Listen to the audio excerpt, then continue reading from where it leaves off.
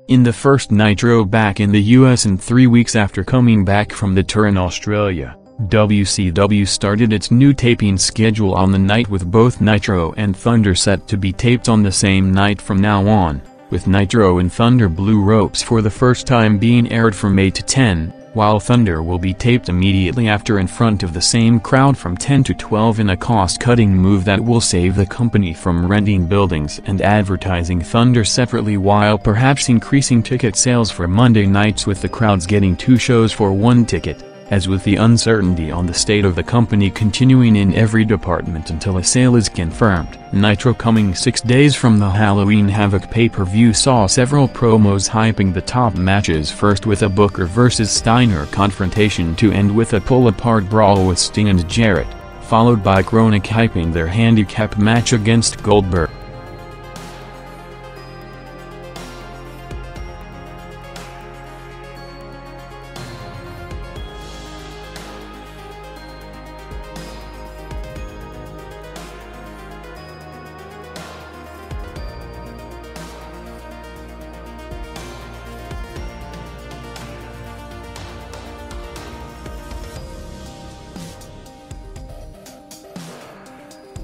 One of the big talking points of the night coming out of Nitro was Nash seemingly shooting on the company on air for firing Scott Hall last week, with Nash, who was wearing a Hall shirt, in a situation resembling both Hall and Nash wearing Sean Waltman's shirt on TV while he was out with neck injury 3 years earlier, telling WCW that the Outsiders is not a work gimmick and one day they will run again.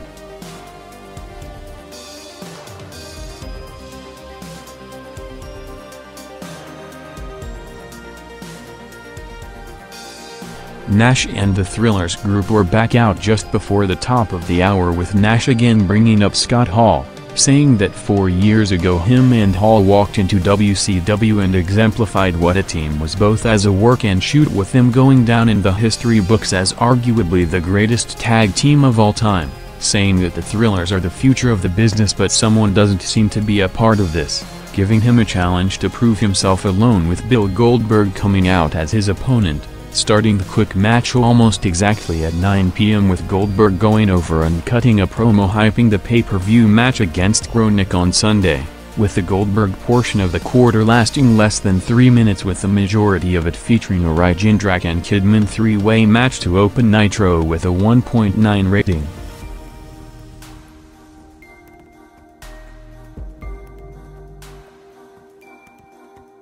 Raw opened with Vince McMahon narrating a video tribute to Yokozuna, who passed away earlier in the day while on a tour in England, as coincidentally with the current WWF storyline bringing up the Samoan family's history in the company. Rodney Anoai was one of its biggest names and one of the biggest stars of his generation overall, just a few years earlier, with him famously going over Hulk Hogan to win the title in his final WWF match to date, as his cousin Rikishi, who was reportedly given the option to be written off the show after the news came out, decided to work the show with him involved in the 2 biggest angles coming out of last night, with him getting Austin arrested in his return match followed by him costing Rock the title in the main event, saying that he put Austin in a jail cell before calling out Rock to the ring, saying that he will continue to support him and win back the title, with Rock responding that he knows Rikishi for years but wants nothing to do with him, saying that Rock one day will win back the title but there's no way as he doesn't need his help,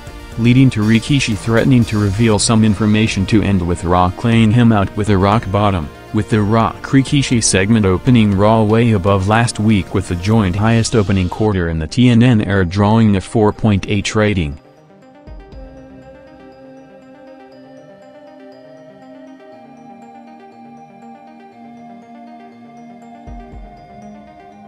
Nitro had a commercial-heavy quarter next, resulting in it dropping to a show low 1.6 rating, mostly featuring a video package on the top 3 matches for the Havoc pay-per-view on Sunday, with Booker vs. Steiner, Sting vs. Jarrett and Goldberg vs. Chronic, along with Vampiro making his TV return for a match against Crowbar, while Raw picked up with a Trish vs. Lita match entering Raw into the 5 rating range, as with Nash bringing up Hall's firing twice on TV. Another high-profile release from the company took place on Friday with Bret Hart being fired due to a 90-day non-compete clause in his contract with no real chance of a return to the ring in the near future, with Bret a day later in his weekly column responding to the news saying that he's gonna take some time to think about his next move while posting the release letter sent to him by Brad Siegel as part of the column, noting that WCW is exercising its right to terminate his contract based on his inactivity with post-concussion syndrome,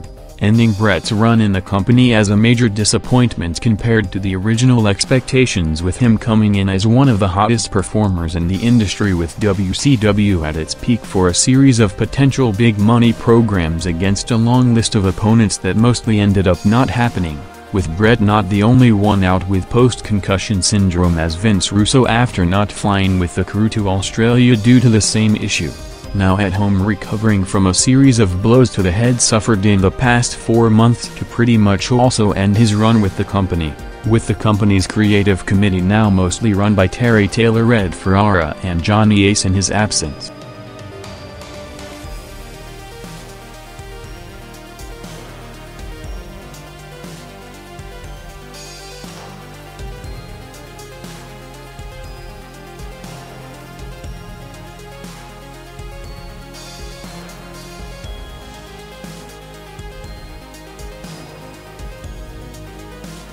After the last 30 minutes of two of the lowest rated quarters in show history drawing a 1.6 rating, Nitro rebounded over 500,000 viewers for the Steiner vs. Awesome main event, seeing Steiner making a memorable entrance with a live Tiger with Booker coming out for commentary in the final build-up to their title match, going 6 minutes with Steiner going over to close the show with a joint head-to-head peak 1.9 rating heading into the pay-per-view Sunday.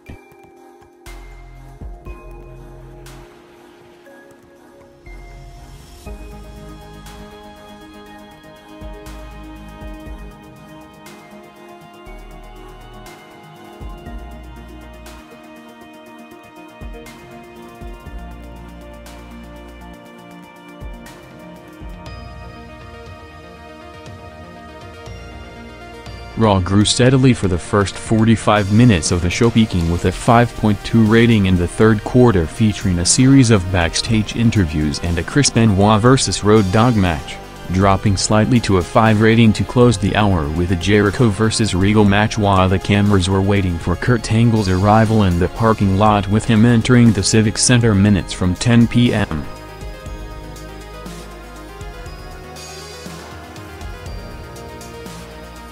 Kurt Angle, less than a year since making his official TV debut last November and earning the company's trust by rapidly improving in every aspect by the week, came out as WWF champion for the first time after going over Raw last night to cement him as a top-tier main event player, with Angle in his title win promo recapping his first year in the business that saw him winning every belt and the King of the Ring tournament on the way to the WWF title win last night, bringing out Mick Foley to congratulate Kurt before swerving him, saying that it's not only the first day of his title reign but also his first title defense, booking him to defend the title in a three-way against Rock and Triple H in the main event in less than an hour, with Angle now with a bigger spotlight on him to draw as champion, starting his run strong with his title win celebration segment seeing Raw jump over 1.3 million viewers to the peak quarter of the night, 6.1 rating.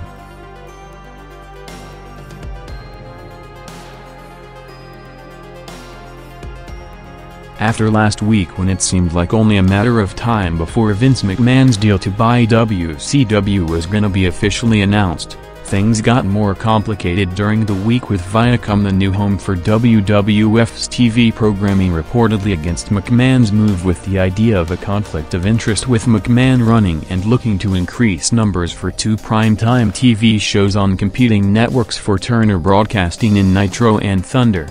As McMahon, besides the usual WWF schedule, will have the upcoming XFL to manage, in addition to a press conference set for Tuesday to announce the company's move to the New York Stock Exchange, having perhaps more on his plate than at any time in history, even without the potential buying of WCW with 4 more hours of television. opening the door for Eric Bischoff, who is still officially signed to a contract with an undefined role as a consultant, to return to negotiate a potential deal to buy the company.